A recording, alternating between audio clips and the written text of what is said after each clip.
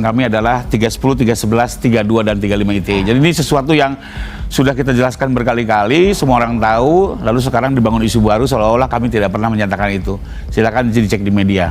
Ya, jadi kalau soal laporan clear, memang 32, 35 kami laporkan. Kenapa? Karena Pak Jokowi sendiri terheran-heran ada sekelompok orang melakukan atraksi IT, lalu menyatakan ijazah yang diyakininya asli menjadi palsu. Ini kan perlu dipertanggungjawabkan penggunaan IT ini. Ya. Sesuatu yang asli menjadi palsu ini kan hebat sekali.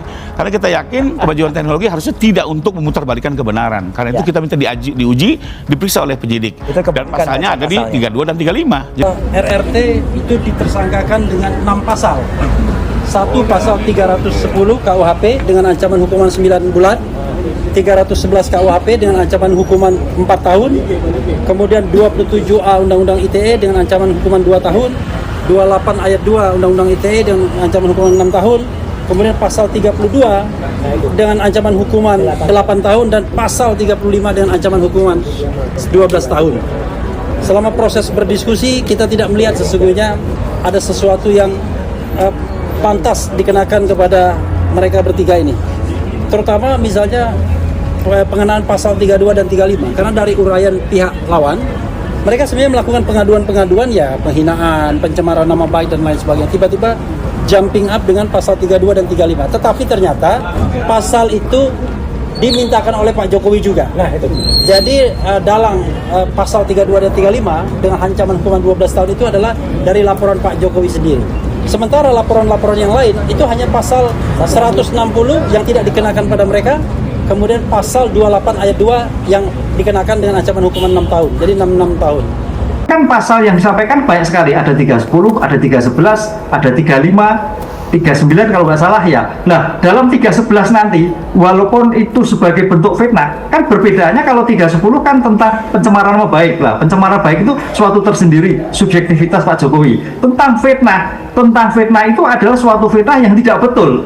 Oleh karena itu konsep tidak betul tentang ijazah tadi, Mbak, nanti Pak Roy Suryo juga diberikan kewajiban untuk membuktikan bahwa di mana salahnya, tidak betulnya di mana, palsunya di mana. Demikian juga nanti jaksa penuntut umum juga membuktikan bukti yang dilakukan. Disitulah nanti dalam kajian istilah pembuktian ini ahli forensik sangat menentukan. Ahli forensik untuk menentukan apa itu forensik adalah ilmu pengetahuan untuk membantu hakim, untuk membantu pembuktian suatu bukti yang ada. Nah, disinilah suatu problem, bukan problem, masalah yang besar, Mbak. Karena ini ilmu membantu. Jadi hakim nanti bisa percaya, bisa tidak, bisa bernilai tidak. Karena ini kekuatannya bebas. Lain dengan saksi ahli. Saksi, kalau saksi orang itu mempunyai mengikat.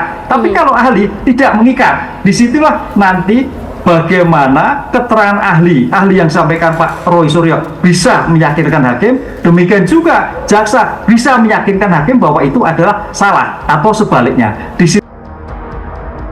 Barisan Pembela Roy, Rismon Sianipar, dan Dr. Tifauzia Tiasuma, Bala RRT, dibentuk sebagai tim baru untuk menangani kepentingan prinsipal dalam perkara ijazah Presiden ke-7 RI Joko Widodo.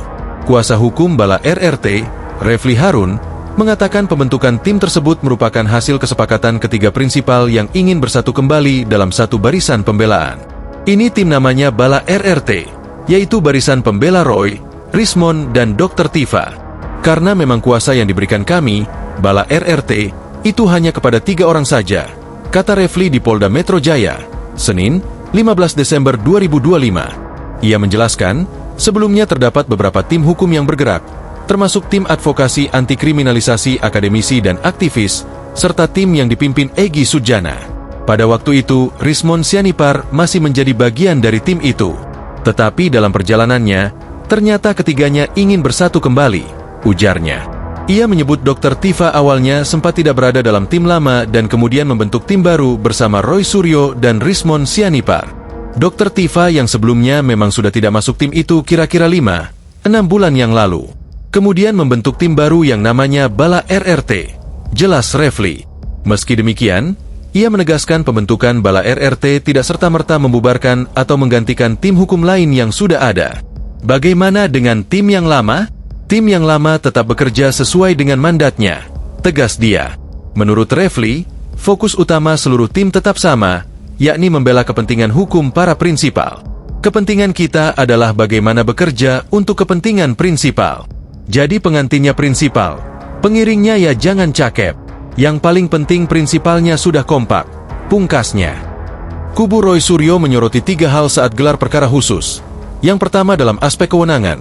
Apakah proses penyelidikan dan penyidikan dilakukan oleh penyidik Polda Metro Jaya dilakukan sesuai ketentuan peraturan perundang-undangan yang berlaku atau dilakukan dengan menyalahgunakan wewenang atau bertindak secara sewenang-wenang?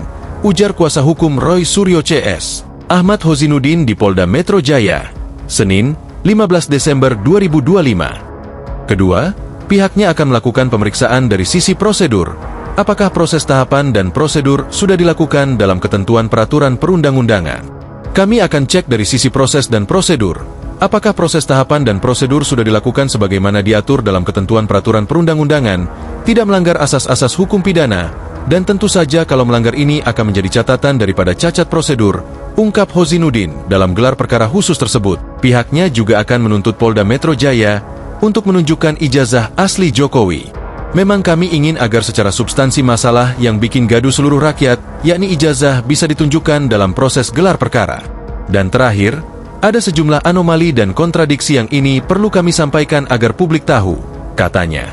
Gelar perkara khusus terkait kasus dugaan ijazah palsu Presiden ke-7 RI, Joko Widodo, Jokowi, telah dilaksanakan di Polda Metro Jaya, Senin, 15 Desember 2025. Dalam forum yang diinisiasi atas permintaan kubu pelapor, Roy Suryo CS, muncul perdebatan sengit mengenai pembuktian di lokasi. Kuasa hukum Jokowi, Yakub Hasibuan, menegaskan gelar perkara ini bukanlah forum untuk pemeriksaan atau pembuktian perkara, sehingga ijazah asli Jokowi tidak dapat ditunjukkan. Sementara itu, pihak Roy Suryo CS tetap ngotot meminta penyidik untuk menghadirkan ijazah tersebut dan menelusuri secara tuntas semua bukti penyitaan.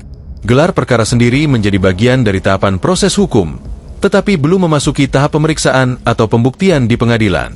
Sesaat sebelum menghadiri gelar perkara khusus, Yakub Hasibuan menjelaskan nantinya di forum, semua pihak akan mendengar pemaparan penyidik apa yang sudah dilakukan sejak awal sampai penetapan tersangka.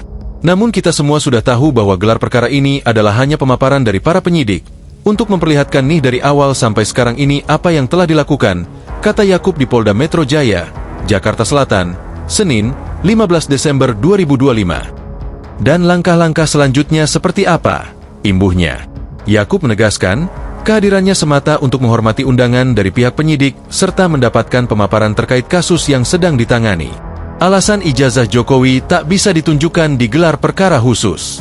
Lebih lanjut, Yakub Hasibuan menanggapi permintaan kubu Roy Suryo CS agar penyidik menunjukkan ijazah Jokowi dalam gelar perkara khusus. Yakub menekankan, gelar perkara khusus bukanlah forum pemeriksaan atau pembuktian kasus. Menurut Yakub, pemaparan yang dilakukan penyidik hanya bertujuan untuk menunjukkan langkah-langkah yang telah ditempuh sejak awal penanganan kasus. Jadi ini bukan pemeriksaan eksaminasi mengenai perkaranya, bukan pembuktian perkaranya, karena pembuktian nanti di pengadilan, urainya. Itu sebabnya, kata Yakub, ijazah Jokowi tidak bisa ditunjukkan di gelar perkara khusus seperti permintaan kubu Roy Suryo. Jadi kalau ada narasi seakan-akan disinilah nanti akan dilihat apakah yang sudah dilakukan sudah benar atau tidak, itu salah narasinya, ucap Yakub.